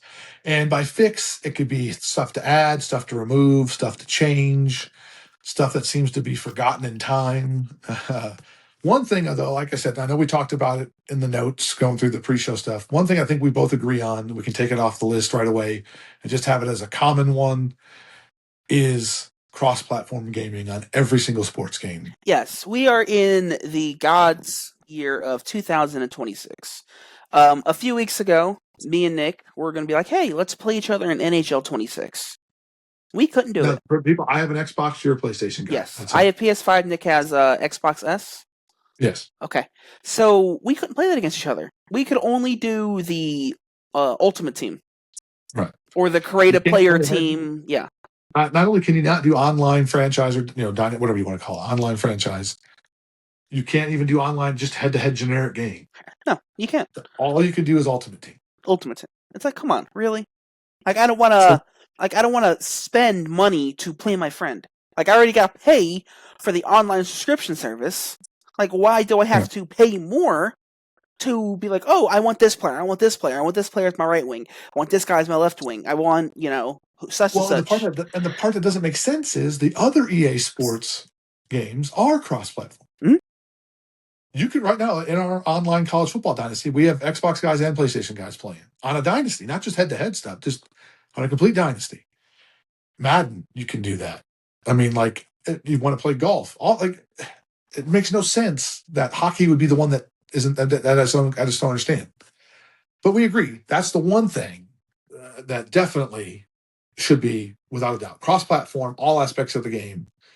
We're, like you said, we're 2026 now. Okay, this is not the dark ages of video gaming. No. Come on, this Exactly. is cutting-edge technology now. Yeah, literally. If AI can make a video of Nick saying, fuck you, San Diego, then whoa, SMF. Yeah. But DB, yeah, come on. Exactly. If you know, you know. So, but like, come on, it makes no sense. But yeah. So give me five changes or improvements, however you want to look at it. 5 things that need to change or that you would change about video games, sports video games specifically. Yeah, I'm going to kick off number 5. One thing I am very, very passionate about is MLB The Show, or baseball in general, right? So my favorite sports games are MLB The Show. I've played MLB The Show from off and on from 2012, the one with McCutcheon on the cover, all the way through this year's edition. I'm a yearly buyer. And, sometimes the graphics get updated, sometimes they don't. The last time MLB The Show had a graphical update was MLB 2016. They haven't had a next-gen update. They haven't had a PS4 MLB The Show or Xbox One MLB The Show in about 2 years now. Next season's going on 3. There's no graphical updates. The only thing they've added, gameplay-wise, is the swim function whenever you're player locked as somebody. So, in a nutshell, I could play MLB The Show 16 and play MLB The Show 26, and it's the same game, just different players. Yeah, that's not a good look when you're dropping $70 a year on the game. Exactly. It makes no sense. Franchise mode is weird now. Yeah, they made it to where, like, you can't cheese people in trades. There's no more a trade interest meter. There's a rumor mill and be like, oh, the Astros are looking for starting pitching, or such and such, is looking to trade off this player. If you do a regular franchise, there's like X amount of players on the trade block, and then it's bugged out right now. They will trade all those players on the trade block with another team with all their players on the trade block. Okay. It makes no sense. Yeah. I don't know. MLB The Show, I understand. They're doing all the stuff with the Negro League. They have the moments where you get to learn about the Negro League players. That's awesome. Integrating history with the stuff. And there's a few female players from the Negro League. And you get to play with legends in Diamond Dynasty. All right, whatever. I don't really mess with Diamond Dynasty because I don't want to be like, oh, I need a David Wright card, and like, oh, you got to spend money to get the stubs. It's like, I don't really know if I want to do that. Right. But MLB The Show, like, give me some life into it. All of the minor league stadiums are fake stadiums. It's like, really? And there's Right, especially when you have the ability to download fan-made stadiums, like we just talked about. exactly. Exactly. And I know this is a small complaint. I might be in this. You know what? I got 2 more complaints about MLB The Show, and then we can move on. Give me the ability to have. They have rain delays in the game. They'd be like, this is a 45-minute rain delay. This is an hour, such and such. It'll even go as far as saying 2.5 hours. Do you want to keep your starting pitcher in? Do you have the option to have a Jason Hayward speech in the weight room during the rain delay? Whatever. That brings you a World Series victory? Give me the option to have double headers. See, that would be pretty. Let me have a doubleheader. Let me be like, okay, who's going to play? Because doubleheaders are such just a part of the fabric of baseball. Exactly. Literally, if you look through the annuals of baseball history and you look at the schedules, they would schedule you like 6 doubleheaders a season. Yeah, man, it's whatever. It's whatever. And the final thing, give me my full minor league. Give me my major. Give me my AAA, AA, high A, low A. Ooh, give me that. I want all of it. They only let you have like 15 players on your A level team. Right. What are we doing? Give me the extra 10. There's all of these people in free agency. Just let me take them. Yeah, I want the Myrtle Beach Pelicans. I want them. Exactly. I want the St. Lucie Mets. I think I want to actually be able to play as the Brooklyn Cyclones. That's the A level team. That's the high A for the Mets. What are we doing? Like, if you're a Reds fan, you want to play as the Dayton Tortugas. That's a cool team name. Come on. South Bend Cubs. Come on, man. Let's go. Whatever. But no, I get it. Yeah. Like if you're gonna do it, embrace the minors. If you go all the way, exactly. And give us the stadiums. I want to play at the new Lookout Stadium. I want to play. There's a stadium in Texas, I think. Their entire right to center field is a lazy river. I want to be able to hit a home run ball in the lazy river. Well, not only that, but don't tell me it's because the game can't hold it. Because if you can create them exactly and download them, then you obviously can hold it. Exactly. So yeah, that's good. That's really good. I like that. Especially I guess I didn't realize how bad they had lapsed with the graphics and the updating and all that stuff. It's also one more fucking thing. Oh my god! If I have a prospect that's been in the majors, I want that prospect to have his face. If you look at Brett Beatty had a card in Diamond Dynasty when I was really into Diamond Dynasty, the year that Ohtani was on the cover. He had a Future Stars card. I'm like, Brett Beatty's my guy. I'm going to hitch my wagon to him. Turns out, not that good of a baseball player in the MLB. Anyways, Brett Beatty's face scan literally looked like Shaggy from Scooby-Doo, the cartoon. He didn't get his face scan in the game until 2 years ago. Okay, yeah. All right. I feel if there's a baseball card produced of you, they can get a face scan. Exactly. They can put your face in a program at a game. There's top prospects in the game that does not have their face scan. Yeah. Come on. Especially we're not talking years ago where once the game was created, it was created. You can download stuff all the time. Exactly. They're updating rosters weekly, Nick. Let these players have their real faces. All right. Yes. Enough of MLB The Show complaints from me. Nick, number 5 for you. Number 5 for me, the first domino fell last year with the return of NCAA or College Football 25. Now the next step is let's embrace NCAA or embrace college sports. There was 2 sports games that one was fairly prominent before, the other one not so much, but March Madness or Final Four, depending on whatever you want to call it. Yeah, March Madness. College basketball. I think I have one of them in here.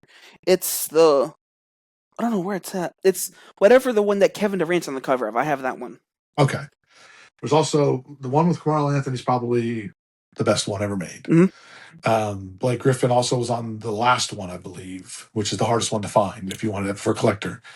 But just let's bring back college basketball, okay? We've embraced college football. It's back. And All right, March EA. Madness is just fucking fun. Like, who doesn't want Yes. to play as like a lower school that's like fighting for their life? You have to win like all of your divisional games, all your conference games or whatever. And like, of course, you're gonna play a bigger team, get your teeth knocked in. But like, who doesn't want to be like a 15 seed? Of course, I want to play Illinois. That's what I want to be. But the first basketball game, other than Double Dribble for the NES, but the first basketball game that I legitimately remember playing was for Super Nintendo, was March Madness. And it's where I learned, for whatever reason, my team was Seton Hall. I loved the Pirates. That's who I was all the time. So let's bring back and the other game, the one I said that's a little less well known, and now you can integrate it two ways. Let's bring back. There was a college baseball game for Xbox and PS2. Yes, It for is very good. 2 seasons. There was only 2 games. Yeah, Aluminum bats, all that stuff. Yeah. And now, just like they do with the NBA and WNBA, you can have a baseball / softball game. exactly. Because NCAA softball is huge right now. Yes, it's bigger than baseball, I think. Yes. So let's embrace college sports. We have NIL. We have all the stuff now. There's no reason not to. And unless you just don't want to make money, and you don't have to charge $70 for both those games. But college basketball, you'll easily get $70 a Yeah. game. Come on. The baseball, softball one, you may not get that, but still, people will buy it. I agree. All right, so number 4 for you. That you would change about sports video game. Number 4 for me. NFL brags about their history, right? Okay. How come we can't play at their alum stadiums? Like if I'm give me the Astrodome, give me Aloha Stadium. The Bears have only played at Soldier Field, really. Hall of Fame Stadium in Canton, Ohio. Give me that. Give me the Hall of Fame Stadium. Give me Old Miami. Give me Candlestick. All of that Metrodome. stuff. Yeah, Metrodome. Give me the Metrodome. My gosh. RCA Dome in Indianapolis. Yes, RCA the Dome. Meadowlands. Give me the Meadowlands. The Superdome in Detroit. Give me that. Silverdome. Superdome, whatever. I pulled All up. right, Hulk Hogan, Yeah. calm down. I can't even forget that. But give me all that stuff, man. Give me old Cowboy Stadium. Give me niche stuff like that. Give me Sun Devil Stadium for the Cardinals when they played there for a little bit. Yes. Unless you want to go super in the weeds, give me Minnesota Stadium for the Vikings when they had to play outside while US Bank Stadium was being built. Or what about the what's the dome in St. Louis? Oh, it's called the Dome now. The Dome. I know, but it used to. I can't remember what it was. I know what you're talking. Yeah, I know exactly what you're talking about. Yeah, give me that. Like, come on, just let me have some fun with it. Yeah, I 100% agree. The NFL, that's the other part, and I'll combine that with yours. It's because it's all about embracing the past of the. Why do you have some of the old uniforms, but not all of the old uniforms? Exactly. Just like the NBA and like the NHL. NBA, just do every one of them. If the NBA game, you have literally every. They wore it once, they're wearing them. NHL, they're wearing them. And I get you can't put the logo if it's a Reebok jersey. You can't put the Reebok jersey because you're Nike now. You can still have the jersey. It doesn't have to have the logo. You can have the style of it. The style of it's not freaking trademarked. Right. So that's another thing the NFL just severely lacks. It for whatever reason, maybe it is because of commercialism, whatever. It kind of stays away from some of its past stuff, and I just like let me play like older games in Toronto when they used to play in the Sky Dome. Now it's called Rogers Center. Now you'll I don't even know. I don't play Madden like that anymore. Do they even let you play in any of the international stadiums? Not that I know. No, unless it's a created stadium, which is just generic anyway. Yeah, like come on, like yeah. Whatever. Like you can create a stadium for your team in Brazil, but it's still going to be just a generic stadium. Exactly. Like if I build a team in Brazil, I want Brazil as the backdrop. Exactly. I want to see the freaking statue. I want all of that. Right. Yeah. The NFL sometimes can be too full of itself, and I love the NFL. The NFL is my thing, but sometimes they take themselves too seriously. Yes. And actually, I'll get to that. That's actually my number one, has to do with the NFL. My number one has to do with my favorite game mode. Okay. So, number number 4. No, number 3. We combined I haven't 4. done 4. You said you'll No, I said I'm just piggybacking. Oh, okay. My bad. Number 4 for you, Nick. Number 4 for me. Can we just please? And I know Madden used to do it. I'm pretty sure baseball uses it. Can we bring back players making it to the Hall of Fame? MLB does it, NBA does it, but it won't be like 5 years after. It'll be like, oh, this player. It'll be like forever ago in MLB the show. It'll be like, oh, Robinson Cano retired, Albert Pujols retired, Justin Verlander retired. That's who's going to the Hall of Fame. NBA, they'll do it. They'll be like, they'll give you the full list of who's retired and all that stuff. And then they'll be like, it'll show you in NBA. It's actually cool. Who's getting their number retired and where, and who's going into the Hall of Fame. See, so I want that again across all major sports games. Yes, that's part of the game. So let's just do that. Okay? That's literally that's what you want to. That's what you aim to do. Like if you do franchise mode and you're a sicko and you play all 162 plus the playoffs and all that stuff, like you're wanting to create a legacy for this player to go to Cooperstown. Like, well, Madden specifically, they used to do the Hall of Fame, and they went away from doing it. They would announce like Vinny Testaverde got elected to the Hall of Fame. I remember that. Yeah. Which Vinny Testaverde. So, look, Vinny Testaverde, my dad's favorite football player ever. I'm not going to Hall of Fame, but the game does it based on stats wise. And look at Vinny's stats. I mean, he's got better stats than some Hall of Famers. Compiler. I didn't say how he got him. I just said he has. So longevity can be the key sometimes. But yeah, so just let's reintegrate the Hall of Fame and make it realistic and worthwhile across all major sports games. Exactly. That's great. All right, so number 3 for you. Number 3 for me. Give me the creativity back in Madden. It's something that that's a pivotal moment of my, like a core memory. For me is me and my cousin would always stay up in Madden 08 creating different teams, making their stadiums look all different. Like for me, I always made the Huntsville Vipers. Okay. And the reason why the Huntsville Vipers was because I went to a TNA taping with my dad, and they had an Arena Football League team there. When the AFL was dying, but it's still had somewhat of a pulse and a coma. Their team was the Tennessee Valley Vipers, and their colors were black and green. It'd be all black with like green lettering and green face mask. And I copied that motto. I put them in Madden. Just the Huntsville Vipers. Yeah. Look, the creative stuff for any sport, for video gaming, to me is a key part of the game. You can ask my wife; she would tell you, I spend more time with the creative stuff than I do actually playing the game a lot of times. Mm-hmm. Yeah. Like, Madden is the one out of all 4 major sports games. Next, I throw college, or actually, I guess 5 if you throw college football in. Madden is the worst creativity. Yeah. Oh my god. They're like, okay, you can relocate here, and you get 3 names, and that's it. But now you get 1 jersey combination. That's it. Yeah. At least you got 3 to pick from. You get home and away, and if you're lucky, you'll get an alternate. Yeah. It's like, come on. So yeah, the NFL definitely needs to step up, and EA needs to grow a pair when it comes to standing up to the NFL. Oh yeah. They're afraid NFL's be like, you know what? We'll just go to 2K. That's it. So 3 for me also piggybacks off of the NFL a little bit.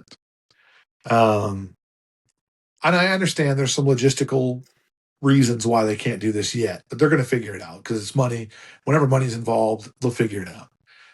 But we have got to have the ability to go from NCAA to Madden via draft classes.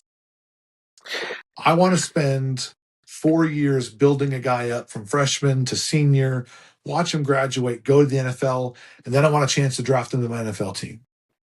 Yeah. I also want to see guys that have these amazing careers in college football that now I can go and they're available in my draft class.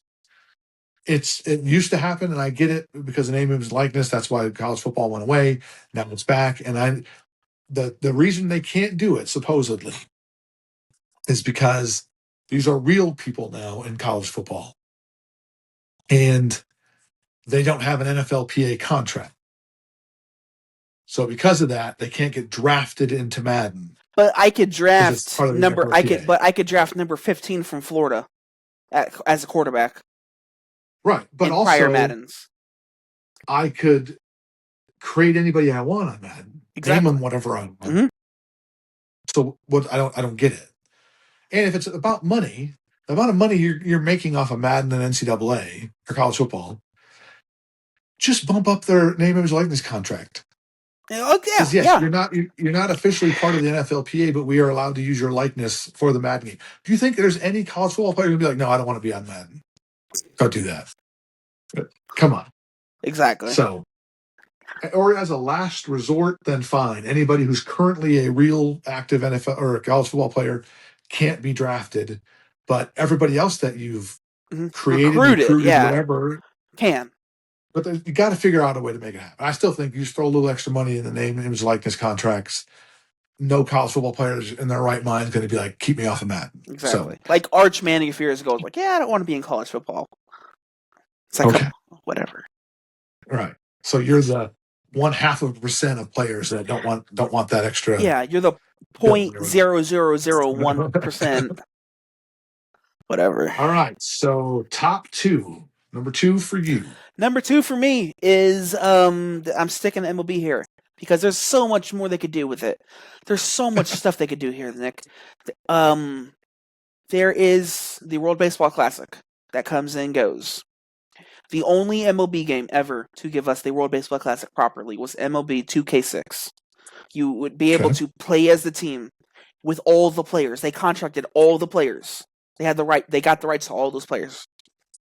I'm sure there's a few, but like majority of if you want to play Team USA back then, you're getting all of Team USA. You want to play all as Team Japan, you're going to get all of Team Japan, so on and so forth. Because that's the first World Baseball Classic, and it's its own game mode. That's what's awesome about it. Now, MLB The Show, World Baseball Classic, it's all into Diamond Dynasty. You do these moments for all of these players, yada yada this, yada yada that. Get a hit with Mark Vientos, you get him from Team Nicaragua. Hit a grand slam with Shohei Ohtani for Team Japan. You get his Team Japan card. It's just stupid stuff like that. You're getting the likenesses in all of this stuff. You're letting us play in Tokyo Dome. You're letting us play in San Juan, Puerto Rico. You have Houston and you have Miami. Just make it its own game mode. Right. I agree. I think that's awesome. That would be, yeah. Like I mean, who doesn't want to see, like what we just saw with the World Baseball Classic in real life, to be able to relive that moment. Exactly. It's all amazing. It's euphoric. It's just stuff like, you know what? Like, you're telling me that wouldn't boost international sales just by a little bit? Come on. Just to play as the World Baseball play the World Baseball Classic in a nutshell. Like, yeah, Team USA and all these other teams had these bigger players come and go. Give us everybody who played a single baseball second for that team. No argument for me. So the deuce for me, and this one might be a little controversial, but it kind of goes back to what you said on your initial rant for Major League Baseball game. But for every major sports game, and you can alternate years, but don't release it every year. And I know you're throwing away a ton of money, but me as a gamer, I would rather buy Madden, let's say buy Madden this year for $70. Next year, charge me $20 to do a full roster upgrade, add the rookies that get drafted, all that stuff. And then, so every 2 years, you release a new version of the game. Mm-hmm. That does two things. Literally, sometimes, like you were talking about, all of this is a roster update that you're paying $70 for. So somebody like me, who I have limited time with, being an adult and trying to have other things going on. So I can't buy every game every year. So I have to pick. Am I going to play college football? Am I going to play Madden, NHL, NBA, MLB The Show? Which one am I going to do? So, or which two am I going to do, or something like that. But if it was every other year, so let's say you're doing Madden and NCAA this year, so you're not going to do a new The Show and NHL or whatever, or NHL and NBA or however you want to do it. But then next year, you're not going to do a new Madden and NCAA, but you'll do a new show. And that also gives you 2 years to work on new stuff for the game without Exactly. having to rush it. Mm-hmm. So, Yeah. but in between, you're still making some money. And- $20 for a roster upgrade and add the rookies or whatever, or And- even $30. And on top of that, please, for the love of God, and I'm mainly speaking to MLB The Show here, give us new commentary. Give us new lines. You get Boog Sciambi and the other guy. Boog Sciambi does the Cubs games on the TV broadcast. You get rid of Max Vasgersian. If you play MLB The Show 15, he will say lines that Boog Sciambi still says now. Yes. That's one of the things I like college football as much as I love it. If you play enough games, you know what lines are coming. Yeah. Based on the time of the game, all that, Yeah. And so it's like, yes. So just think if you did this. So this year you buy it for $70. Next year for $35 for Madden or NCAA, you get updated rosters, updated uniforms, updated some the crowd signs and stuff like that, and some new verbiage added to the commentary. yes. For $35, I would do that. Yeah. But then also, again, it gives the developer 2 years to work on the big stuff for the game. Exactly. Because I'm tired of and now in MLB The Show now you could do the challenge pitches, the ABS, two tap. You get Yes. 2 of those and all that stuff. And every time it's a strike, it's like, oh, it's like oh, it barely scrapes the zone. I'm like, it's like I have 5 lines for it, and it's like, oh, barely outside ball. He loses his challenge. And sometimes, Nick, you'll challenge and it won't even show you. It just says call stands or call overturned. I mean, I know this is a pipe dream, but it'd be amazing if you could add some popular commentary, like just a bit outside, painted the corner and missed. Yeah. That kind of stuff. How are they letting off on pitches like this? Yeah. So, I mean, there's things like that. I think that the games get to the point where like they're relying on that income. I mean, but come on, there are people that can't drop $70 a year, and that's just for one game. Yeah. You're talking about 3 or 4 games. You're talking MLB. $300. You're talking MLB. You're talking college football, NHL, NBA, NFL. That's 70, Yeah. 70, 70, 70, 70. And that's if you only play sports games. Yeah. What if you also are a Call of Duty or Star Wars or whatever? I mean, that's another however many couple $100 you're going to drop a year. They're asking you to drop a year. Exactly. So the difference is there's not a new Gears of War every year or Call of Duty No. every single year, because the playability and the stuff that like it's Fortnite. For as much as I don't like the game, one of the reasons it's so popular is because it's so upgradable. It's a free game. Yeah. It's a free game. You get to buy skins in. Like you Yes. could be dressed as a stormtrooper and you get to kill someone dressed as Playboy Cardi, the rapper. Right. Like, come on. It's literally Ready Player One. Yeah, I literally played Fortnite earlier today with my brother. Like, it's amazing. I've played that game consistently since my senior year of high school.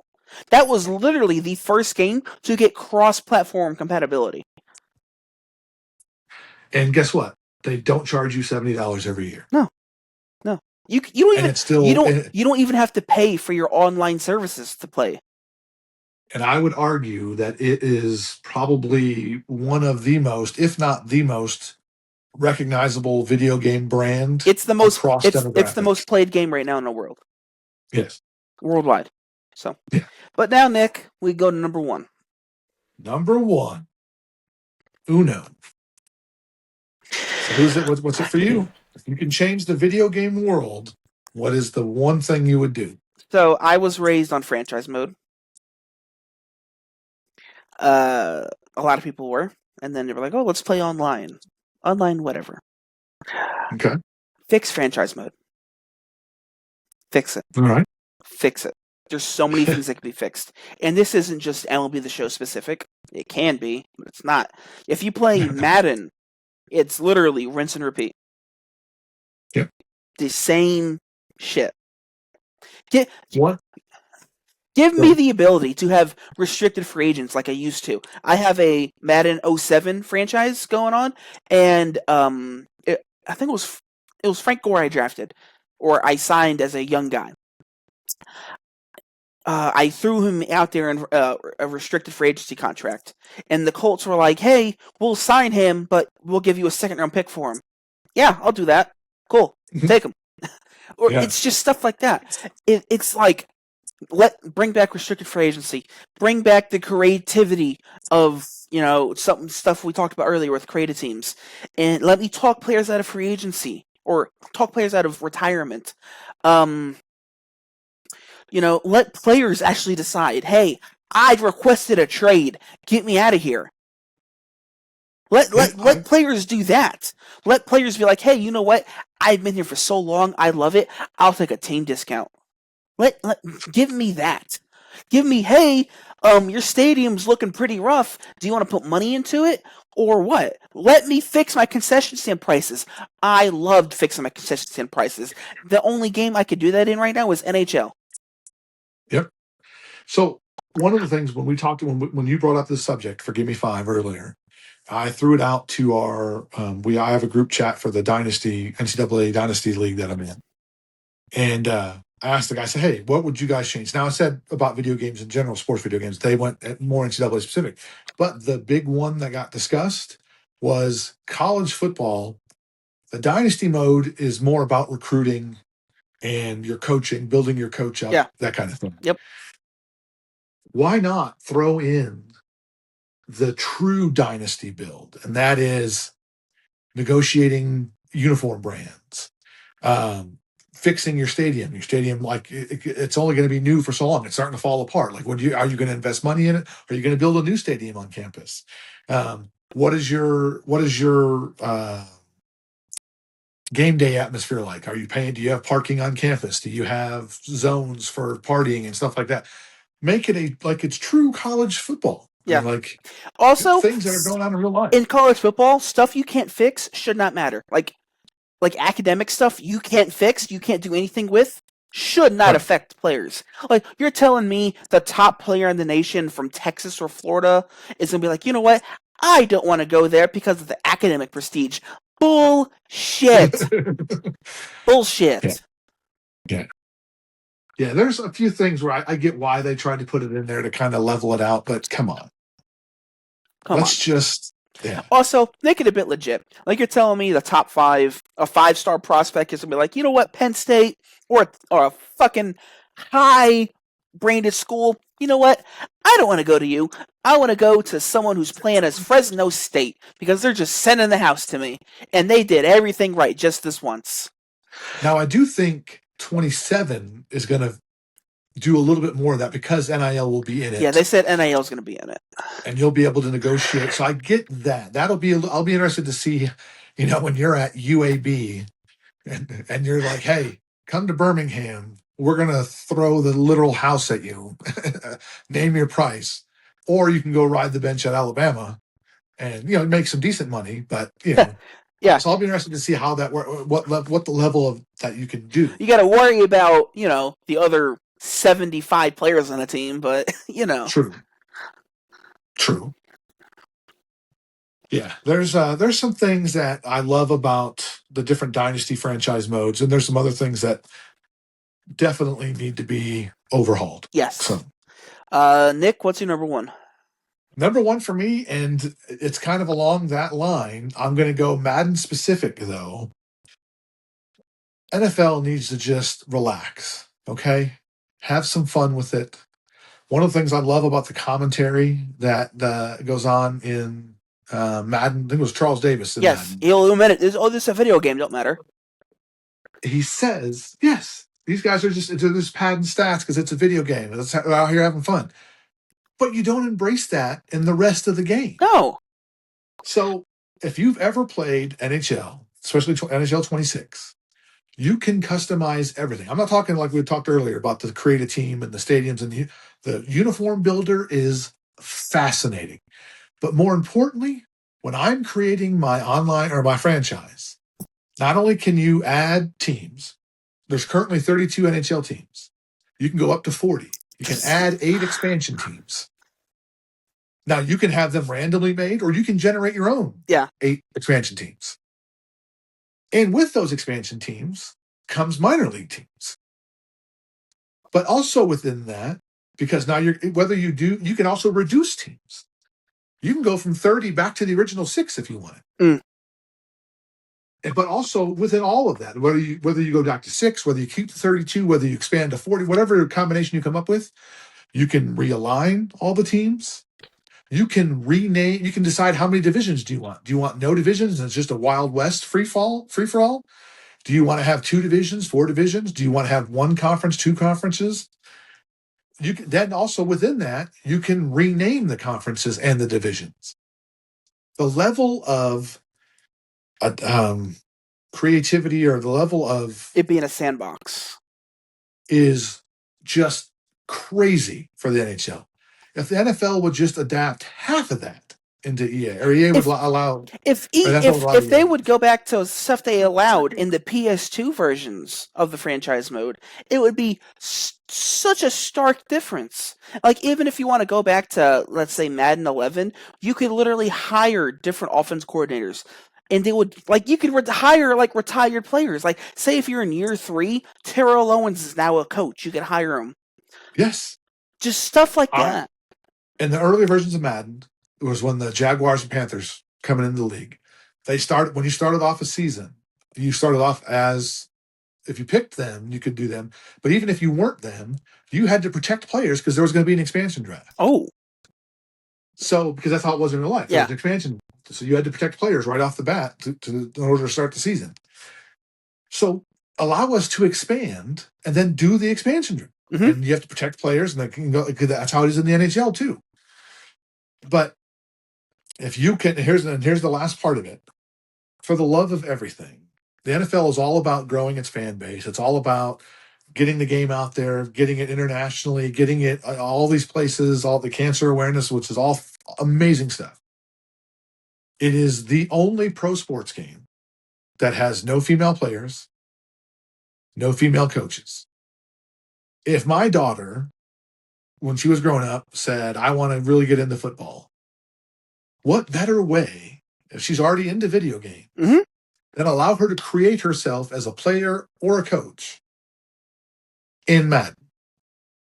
You know, I want to be a Titans head coach, or I want to be a Bears quarterback, or it's a video game. It's not real. Okay. Exactly. You've already established that in the commentary.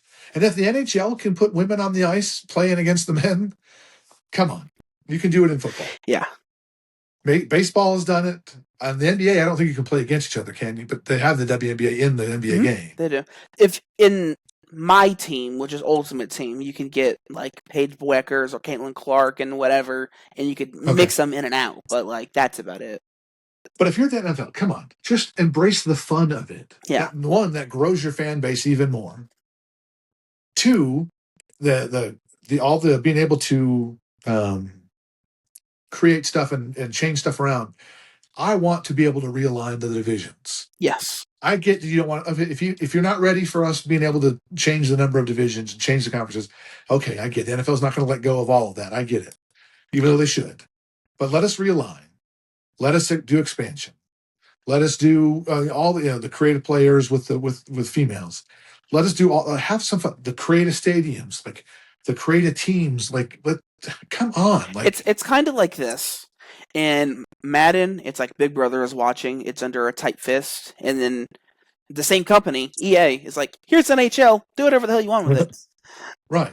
It's like, and I know then EA is not going to rock the boat when it comes to the NFL. I get that. But if you're the NFL, somebody somewhere stand up in a meeting and be like, guys, it's time. Yeah. Let's stop taking ourselves so damn seriously. We're still going to make money hand over fist. If not, if anything, this is going to help us make more money. So let's come on. But yeah, that's to me, the NFL's just got to let go. And until they do, they're going to be stuck in this repetitive. Madden's going to be, and I'm afraid, I'm hoping NCAA stays away from that formula as long as possible. They kind of inched to it last season. I Last know. game, they inched I to know. it. 25 was NIL's going to allow them to add some stuff that, of course, but we'll see when 28 Yeah. comes. Is it the same stuff over and over again, or is it, what are we adapting? So, because that's the next level for college football, is being able to add teams. Right now, you can substitute teams. So I can create Vol State here in Gallatin and substitute them out for a team, like take out a team and put them in. But I want to be able to add teams. Yes. Or just give us FCS. That'd be cool too. That would be very cool. But whatever. Oh, well, but the final whistle has blown. Gimme 5 is over. And now we must bid adieu to yet another week of the virtual press box.